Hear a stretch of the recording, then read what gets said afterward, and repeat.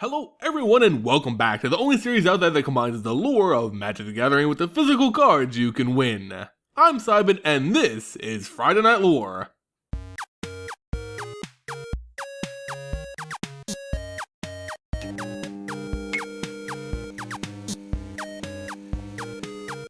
Today we're continuing the story of Shadows over Innistrad, picking up from the most recent article titled Promises Old and New. Currently in SOI lore, we've gotten a lot of information from the perspective of Jace Beleren, although we know many more players are involved here. Jace is mainly searching for Sorin Markov, the ancient vampire planeswalker and self-proclaimed Lord of Innistrad. We haven't heard much from Sorin until today, when we finally got our first look at what he's been up to. The story begins when Jace first visits Markov Manor, discovering it's completely destroyed and finding no sign of Sorin. Little did he know that he had just missed the planeswalker.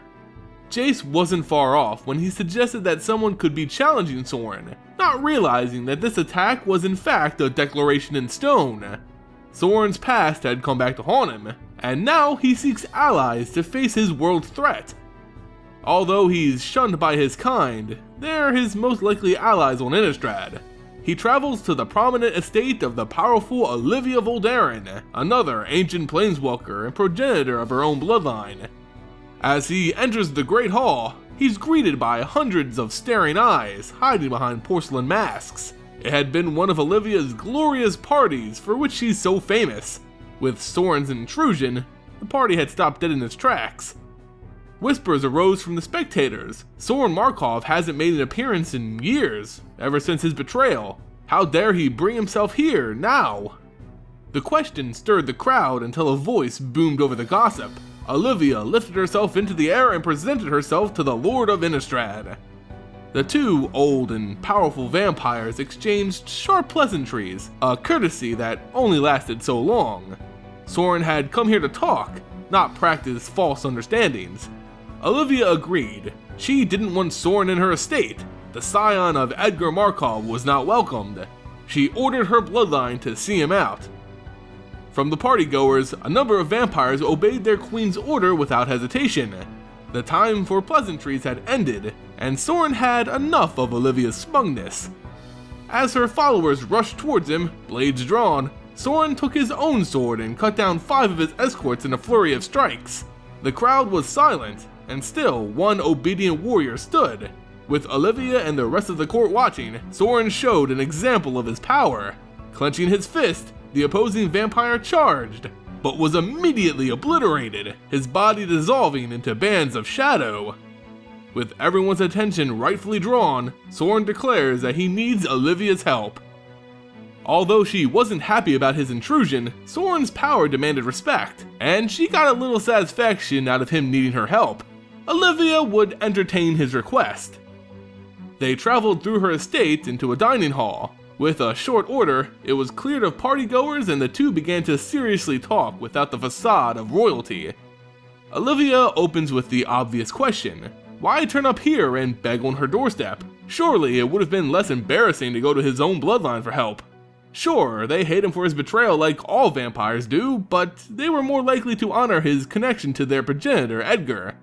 Olivia obviously hadn't heard the news, which Sorin had to break. Markov Manor was no more, his family's bloodline scattered and in ruins.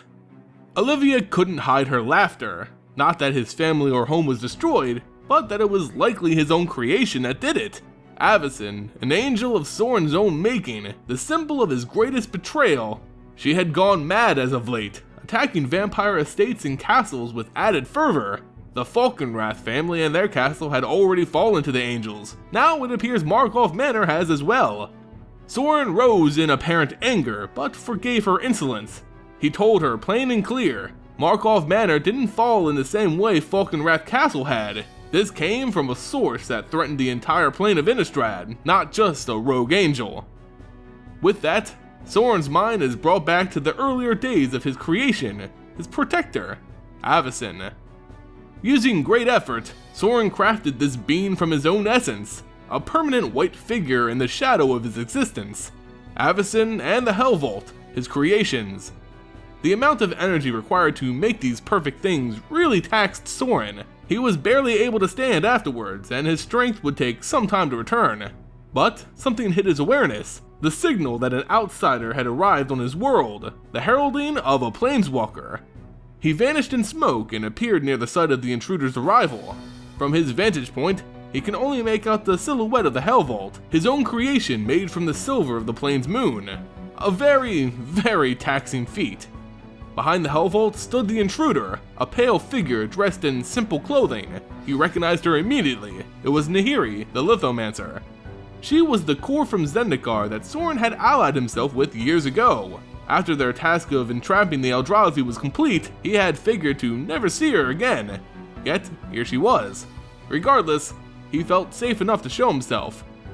They greeted each other as if they had been old friends, although Sorin isn't really the cheerful reunion type. Nahiri was glad to see Sorin was alive, being unsure of his fate.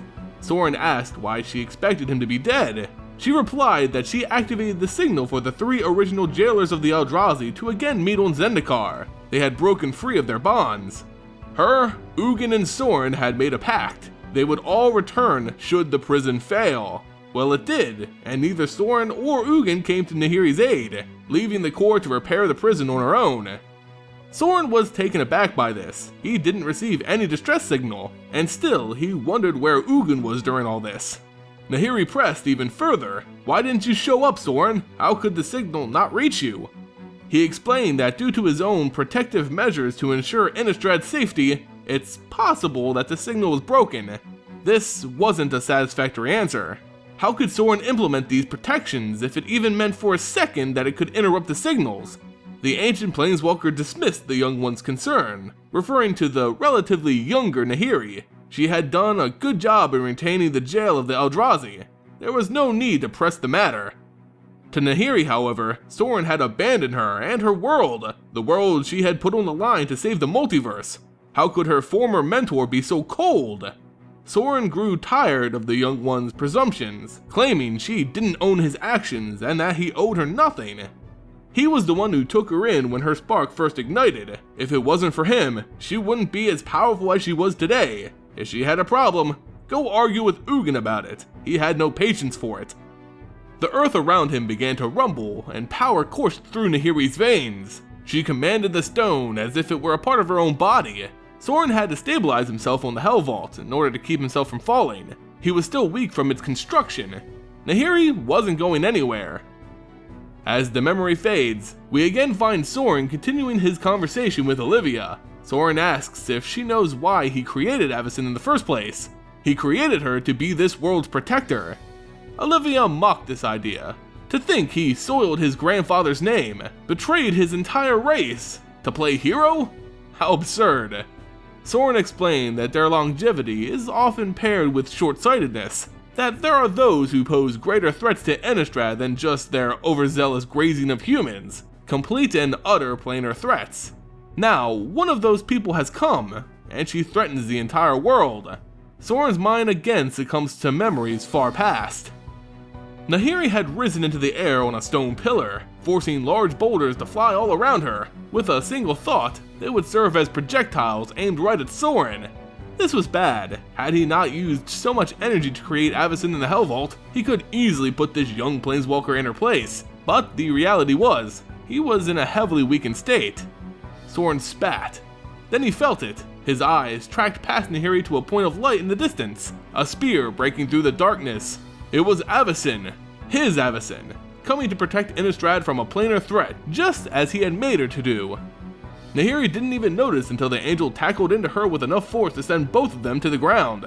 Avacyn recovered first and continued her attack, but Nahiri used her lithomancy to shield herself in stone and earth. Dust then sprayed forth, temporarily blinding Avacyn, birthing Nahiri from her protection and into a flurry of strikes. Avacyn did what she could to block the assault with her spear, but she was in clear retreat. Nahiri had pulled a red-hot sword from pure stone, swinging wildly at the angel. Avacyn tried to fly away, but Nahiri followed on floating stones, beating her back down towards the ground. Nahiri was winning. Avacyn would be destroyed. The idea filled Sorin with disgust. With what strength he could, he threw himself forward, screaming "Enough!" stopping Nahiri's blow with his own weapon. Nahiri was confused and demanded answers. How could he bend this angel to his will? Sorin told the truth. This angel, Avacyn, was the second half of his planar protection, the Hellvault being the other. In stunned disbelief, Nahiri allowed herself to be unarmed by Sorin as Avacyn creeped with her spear. The vampire halted his creation, however. Nahiri wouldn't be killed here, but something had to be done, stating only that for what it's worth, he never wanted this to happen. With that, we return to the current meeting between Olivia and Sorin. Sorin couldn't go any further. This information wasn't needed to obtain her assistance from this point. Olivia was still confused. Why should she help Sorin when this threat seems to be targeting him? Maybe she should just join the threat. How could she possibly benefit? Then she stopped herself. She had thought of something. She'd help Sorin so long as he helped her first. And that, guys, is where we're left, an obvious cliffhanger. From this article, we learn a lot about Sorin and Nahiri's relationship. We learn that because he created Avacyn in the Hellvault, the distress signal from Zendikar was disrupted, meaning it never reached Sorin. But what's still left unknown is what happened to Nahiri after their little fight. My guess is that he locked her in the newly formed Hellvault, meaning that when it broke during the original block, she was freed along with its destruction. This can explain why Nahiri is unaware of Zendikar's current fate, and why she's so furious with Sorin. But that's just my thoughts. What do you guys think? What did Sorin do with Nahiri after their fight? Let me know in the comments below. With all my FNL videos, it's time to announce the giveaway card of the week. With this story being the first to focus on Sorin, I think a fitting prize would be a copy of the new Sorin Grim Nemesis. To enter for your chance to win this card, all you have to do is be a subscriber to the channel and leave a comment on this video. A winner will be chosen randomly and announced at the end of next week's FNL. Speaking of winners, it's time to unveil last week's. For the previous FNL, I was giving away a copy of Jace Unraveler of Secrets. And the winner of last week's FNL and new owner of this Jace Unraveler of Secrets is Lucas Campos.